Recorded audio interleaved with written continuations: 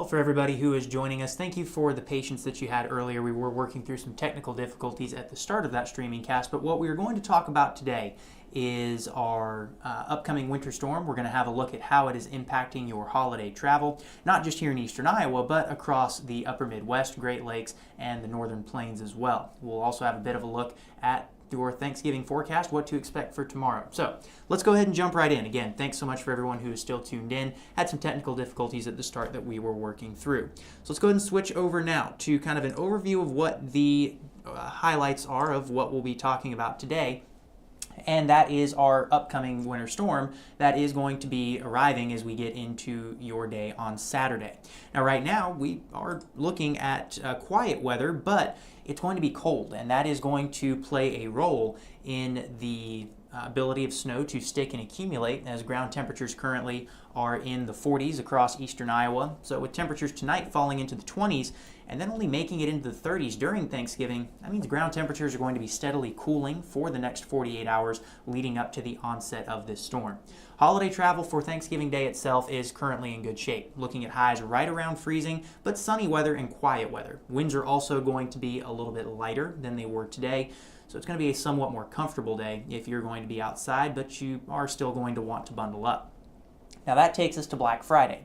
During the morning, if you're doing any shopping, you're in good shape for that. However, during the afternoon and into the evening, clouds are going to increase. We are still quiet by the time we get to sunset on Friday, but notice that band of snow spreading across western Iowa, stretching back up into South Dakota. That snow is going to spread into eastern Iowa Friday night between sundown and about 10 p.m. is when we're going to watch for that first round of snow to start to work into the area. And from that point, it's going to be an extended period of light to moderate snowfall through the night Friday and into early Saturday morning. All through the day on Saturday, we'll continue to see that snow falling across the area. And by 9 o'clock Saturday evening, we're still looking at light to moderate snowfall across a good portion of eastern Iowa. You'll also notice that temperatures are going to be cold enough that this does stay as an all-snow event. It's going to be a heavier, wetter snow with temperatures hovering right around that freezing mark or even a little bit below it as we go through the day on Saturday. But with it falling at a light to moderate rate, it does mean that if you get out and shovel multiple times throughout the day, it won't be very overwhelming. We're not looking at a fast rate of accumulation with this storm.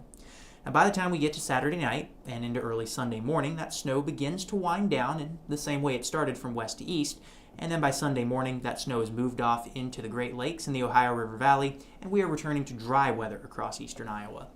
Now, snowfall totals. Our preliminary forecast for Friday night through Saturday night is for a wide swath of 5 to 10 inches, and that does include the entirety of eastern Iowa. It is, again, going to accumulate over an extended period of time, which does mean crews will have the opportunity to get out and clear the roads, but if you can avoid travel on Saturday, that's always the safest bet. It'll be a good day to sit inside, watch the snow fall, perhaps go out in your yard and build a snowman or do some sledding. It will be good packing snow that we're dealing with. But again, if you can avoid travel on Saturday, that's ideal, or move your travel plans to early Friday night or later on Sunday once crews do have the chance to get out and clear those roads. We'll see temperatures in the 20s for highs on Sunday, but it will be sunny, so that'll help thaw off any sidewalks or roads that might still be dealing with some of that snow. Now, this system isn't going to just impact eastern Iowa. It's going to be moving through a good portion of the northern part of the country. So if you're going to be traveling for Thanksgiving week, you'll want to pay attention to how it could impact travel plans, especially if you're moving outside of Iowa. Now, Thanksgiving Day itself does look fairly quiet across a good portion of the country. There will be some lake effect snow ongoing from the system that moved through yesterday and brought us this shot of cold air. Other than that, the system's going to be gathering, our storm system, our snowmaker, is going to be gathering off to our northwest. But other than that, quiet conditions if you're going to be doing any driving tomorrow. So you're in good shape there. And really for Friday, early in the morning, unless you're going to be traveling in parts of Montana, the Dakotas, or far northeastern Nebraska, things again are looking fairly quiet. But during the day Friday, snow is going to be spreading across the Dakotas and into western Iowa, southwestern Minnesota, as the system begins to take shape and develop across the region. Friday night into Saturday is when that system moves into eastern Iowa, as we have already covered, and is going to be spreading a good soaking rain across portions of Kansas, Oklahoma, Arkansas and the southwestern half of Missouri as well. Missouri does look to be where the rain-snow line will sit as the system moves through. For us, again, an all-snow event. By the time we get to Saturday afternoon, that snow is falling across Iowa, but it is now spreading into Illinois, Indiana, Ohio. The Great Lakes will be seeing snow from this system as well.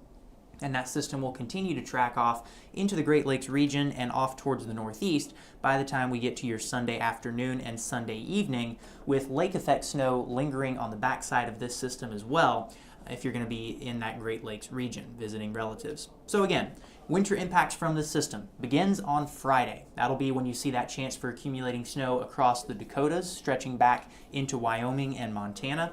From there, the system moves down across our area, bringing snow to eastern Iowa, in fact all of Iowa, stretching into southern Minnesota, portions of Missouri, and then from there tracking into the Great Lakes. We'll see a good shot of accumulating snow across the Great Lakes, Indiana, Ohio, stretching on into the northeast as well, as the system again impacts not just eastern Iowa, but a good portion of the region of the U.S.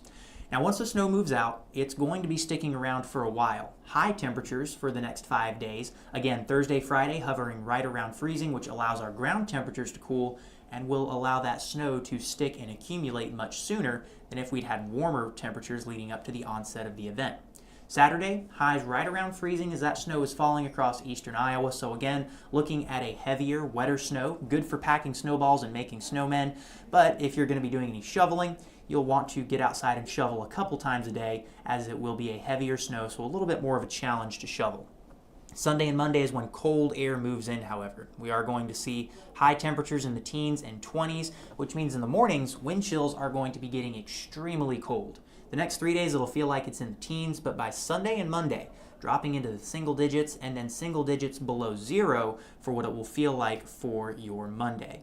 So 9-day forecast kind of summing everything up for us. Again, that first alert day is in effect for Saturday. That is when the bulk of that snow will move in. You'll start to see it Friday night after dark, but then Saturday during the day is when we will see those travel plans impacted. So you'll want to consider staying inside if you can.